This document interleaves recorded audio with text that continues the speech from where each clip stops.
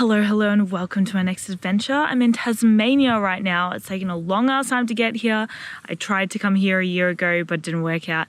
We're doing Bruny Island, Maria Island, and then, I don't know. We'll see what I feel like after that. TBC. Let's go!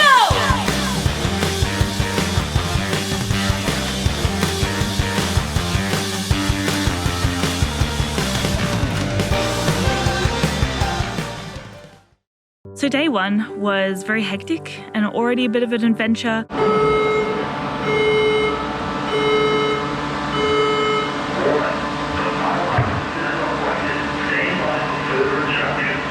I spent a very long time putting together my fat bike at the airport because it came in a bike box, pumping up those big ass tires fully with my little pocket rocket hand pump. Though I will say, I forgot to completely deflate one of the tires and it was only half deflated and it was totally fine, didn't pop or anything, so I don't think I'm going to be fully deflating either of them on the way back. The first day's ride wasn't super fun. It was on a lot of roads that, although I avoided the highway/freeway, the roads were pretty well used, you know, being around Hobart. I've actually had some chronic health issues this year. Well, my whole life really, but especially in 2022 I haven't really been able to keep up my fitness, and so, you know, I was dreaming of going to Tasmania in the summer and I was like, I'm going to Tasmania no matter how fit I am, and I'm going to do something while I'm there. But yeah, the day before coming here I thought, you know what, I'm really hyped to do the Tasmania Trail. I'm feeling better, like maybe I can do it. But after that first day ride, definitely struggled even more than I was expecting. And that definitely doesn't look possible. So I did catch a ride for the last 10 kilometers of my first day. You know, I just kind of want to see Tasmania. Normally I would be able to do, I reckon, 60 to 80 kilometers on my fat bike. By normally, I suppose I mean the previous trips I've done on my fat bike. But it's looking like maybe 20 to 35 kilometers a day is more what I'm looking at as something realistic for this trip. But you know what? That's okay. We're still having a holiday. We're still having a good time.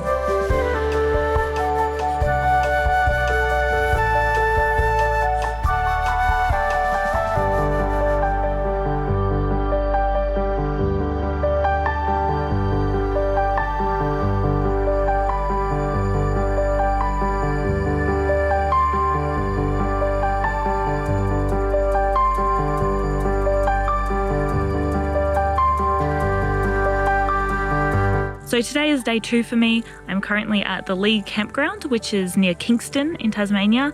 It's just under Hobart, and this campsite is quite a gem, let me tell you. It's open to the public for the summer period, and otherwise it's just, it belongs to Scouts Tasmania. And it's only $10 a night. There's such good facilities. There's like proper toilets and showers, and there's running water, there's a camp kitchen, great reception. So I'm going to be spending 2 days here. I might spend a bit more if I'm having more trouble getting over my sort of persistent cough that I've been having. But I'm going to be doing some cooking, I'm going to be doing some reading of some magazines I brought, and I started following this track that's on the edge of the campsite.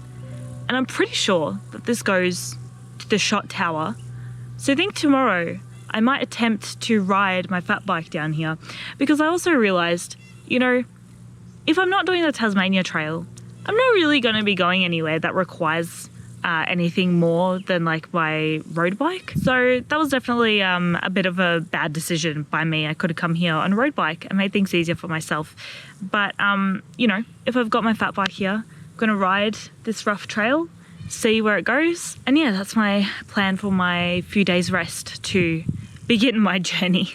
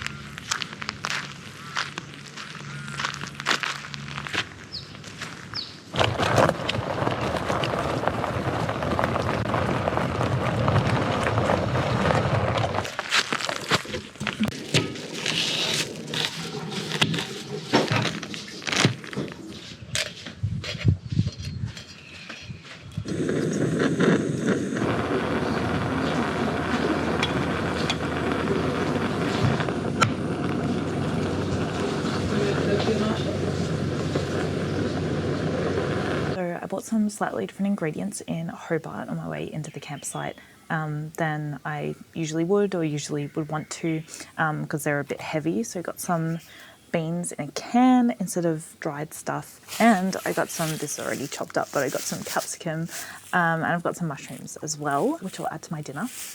And I thought I would try to make some version of nachos, Doritos, instead of plain nachos, mostly just because these actually come in a small packet. So I added some capsicum and beans and tomato leather and water.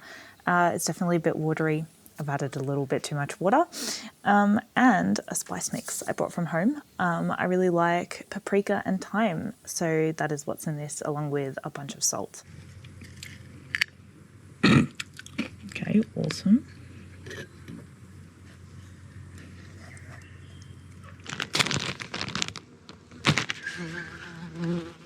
The Lee campsite.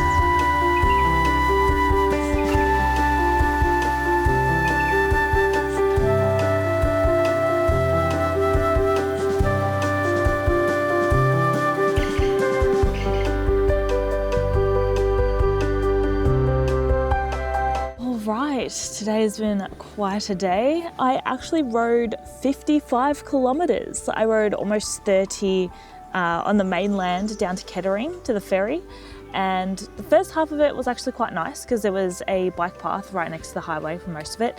The second half, no shoulder whatsoever, and also low visibility. So yeah, that was very unpleasant. There were a few places where it was particularly windy that I got off and walked. Then I had a chai latte and some cake at a cafe near the ferry terminal and came to Bruny Island. At this point, it was definitely the hottest part of the day. It was mid-20s, not a lot of shade on the road, and I was starting to feel a bit tired.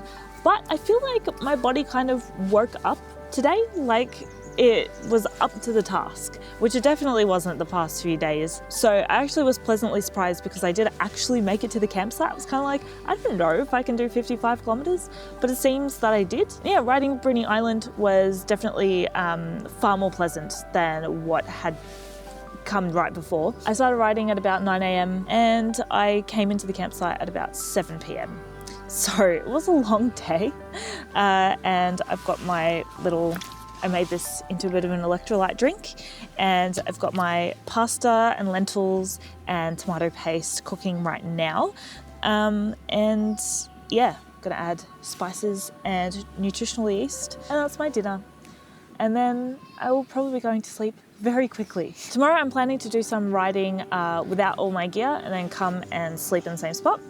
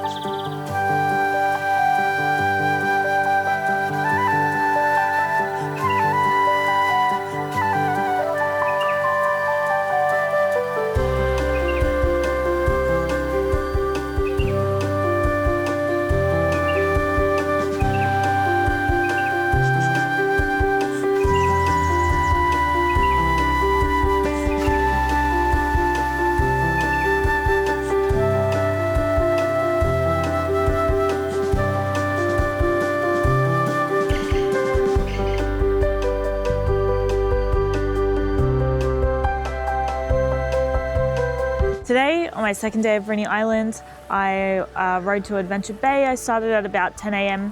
And I kept stopping at all these points because there was like Coal Point, which was this really nice lookout, the raspberry farm. All of a sudden, I start the Grassy Point or Fluted Cape Walk. I was planning to walk to Grassy Point, and I realized it was already 2 p.m. and the chocolate factory closed at 4.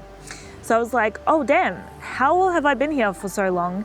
I only just got to the very end of Adventure Bay, and that was supposed to be like maybe an hour ride. I don't know how it took me this long to get here. So I only did a very small part of the hike, but I did get to see some nice views of Adventure Bay, which was what I was looking for mostly anyway. And at 2:45, I started heading back, and I was like, I hope I get to the chocolate factory before it closes. It does say it's a short ride, but I didn't really take notice of how fast I was going or how long it would take me to get there. And minus my stop at the chocolate factory, I did get some caramels and ate them straight away. It did actually take me just over an hour to get here from the end of Adventure Bay. So I clearly must have been stopping far more than I realized. And on the way into the campsite last night, I noticed that the Truganini Lookout, which I wanted to go to and see some penguins, was 3 kilometers away from this campsite on a road that has no shoulder. And to see the penguins, you're going to be there after dark. That sounds like a bad idea for me to be cycling that. So I've had a bit of an ask around, and I have found someone to give me a lift to the Truganini Lookout tonight. So I'm excited for that. And tomorrow we'll be going to the Jetty Campground, which is near the lighthouse on the south coast of Bruny Island.